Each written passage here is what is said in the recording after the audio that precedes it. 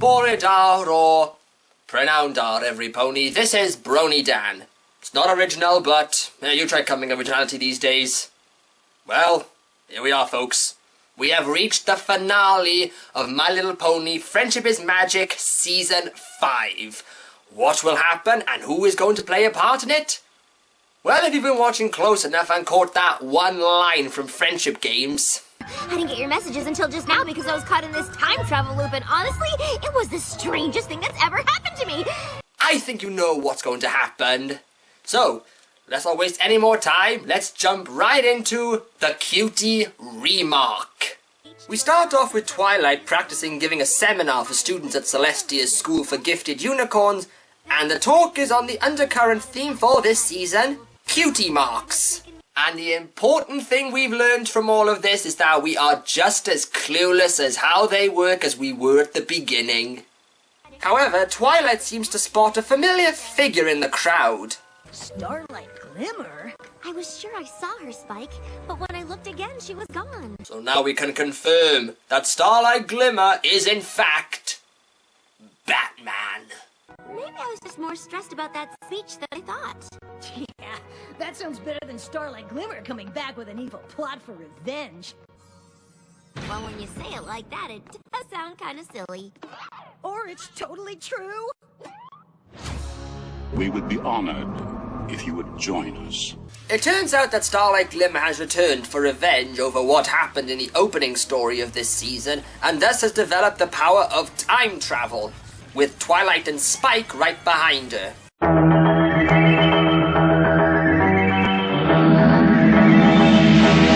They arrive at Cloudsdale right at the moment where Rainbow Dash is to perform the sonic rain boom that helped the main six get their cutie marks. Spike, only Star Swirl the Bearded could do something like that, and even his spell just went back a week. How could Starlight do more than the greatest wizard in Equestria? So I am unable to complete a spell that could have provided me with the power to become an alicorn, and now I can have one of my own spells hijacked by a crazy unicorn. I'm beginning to think I'm a bad wizard. So Starlight manages to stop the rain boom from happening, and thus none of the main six achieve their cutie marks. Although I do have to ask, if Twilight never hatched Spike, then shouldn't he be wiped from existence? I know that's a very morbid thought, but that's usually the sort of thing that happens if you meddle with time. And trust me, time meddling is something I'll be getting into later. Well, now Twilight and Spike get sent back to the present, where we see that everything has seemed to become an apocalyptic setting. I'm getting a bad feeling about this, Twilight. They find Applejack, who explains how Equestria has gone to war with the Crystal Empire now that King Sombra has returned, and how the land has changed with every pony having to do their bit for the cause. Christ, it's like being back in World War II. I just can't believe it. We stopped King Sombra. You and me and all of our friends. But we aren't friends. Well, with this information, Twilight decides on one solution. I'll just use Starlight's version of the spell and go back a little earlier and stop her before she even knows we're there. Well, naturally, Starlight Glimmer anticipated Twilight going further back in time, so she decides to go further back in time to stop her by encasing her in crystal. Am I the only one who's starting to think this is sounding like a Stephen Moffat script? Because that's not a good thing. Now Starlight tries another tactic by not having the race go at all, while the kids don't question whether there's a unicorn and an alicorn in Cloudsdale. So Twilight decides to get Rainbow Dash to do the rain boom regardless. I can't do that. No pony can. It's not even a real thing. It's just an old mare's tale. But it's not. I know it's not. I've seen you do it in the future. I need an adult. I am an adult. No, wait! So now that the rain boom has been stopped, again, they arrive at a different timeline where now it is revealed that Queen Chrysalis has taken over and Zecora is leading a rebel force against her. Now, admittedly, this is all a very interesting idea, as this is a good way to bring old villains back, as well as showing to us what would happen to the world if they had actually succeeded in taking over. But here's my problem with the time travel concept. So this whole thing hinders on the fact that the sonic rain boom did not happen.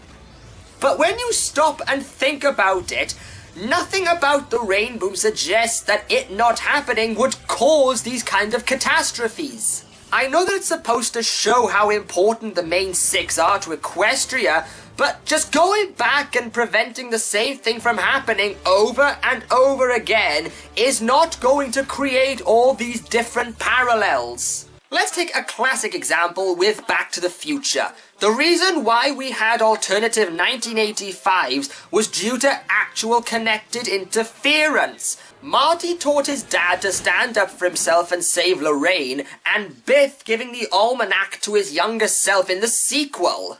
These were all significant little details that shaped the future that this is lacking. The only future that seems possible was the Nightmare Moon future, because the main six weren't able to get the elements of harmony.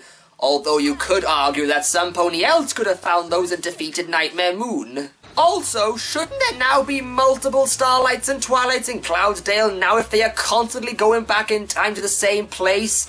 And if the rain boom was what caused the main six to get their cutie marks, then how come in alternate futures they still have the same cutie marks? Oi. Look, I'm sorry to have gone on a bit of a rant here, but time travel episodes are very difficult to write, and even the smallest little mistake can bring your entire story down. Well, as a way to try and convince Starlight Glimmer, Twilight decides to take her into the future as well as we land in Fallout Equestria. Where are we? This Starlight is the future as Sutek will leave it. Oh, and by the way, that's another classic example of demonstrating how the past alters the future. Like I said, everything in the past affects the future. Even the tiniest act. And what you're doing leads here. However, Starlight still doesn't care what her actions will do for the future as we finally see what drove her to being the pony that she is. And that was... because a friend got his cutie mark and left. That's it. This is just really frustrating to me because when you look at all the villains that have come out in this entire show, whether it be Nightmare Moon, Discord, Queen Chrysalis, King Sombra, or even Tyrek, Starlight Glimmer was probably the most complex and most threatening villain the show has ever had.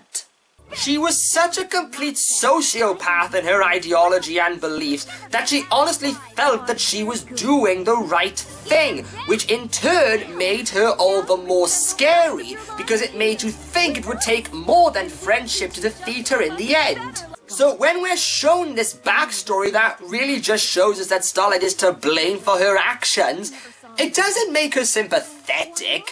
It just makes her pathetic because she never thought of the possibility of, oh, I don't know, staying in contact with her friend. So when Twilight manages to talk her out of it, thus fixing the timeline, and the main six embracing her as a new friend, I don't buy it.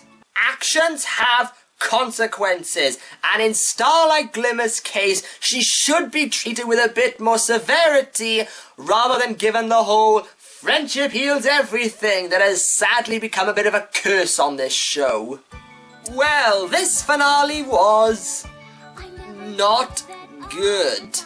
I won't say it's terrible. I mean, I liked seeing all the alternative timelines, and I still feel that Starlight Glimmer is an effective villain. But the problems with the changing the past I brought up and Starlight's quick redemption just makes me feel incomplete. This could have been an epic finale. I mean, the concept is a strong one. I just felt they handled it in the wrong way. So, in a way, this does feel like a Stephen Moffat script. Well, aside from the finale, what did I think of Season 5 as a whole? Well, to be honest, this is probably my new favourite season. Aside from it now having my new favourite episode and its lackluster finale, it did tackle concepts that were significantly bold for a kids show like this.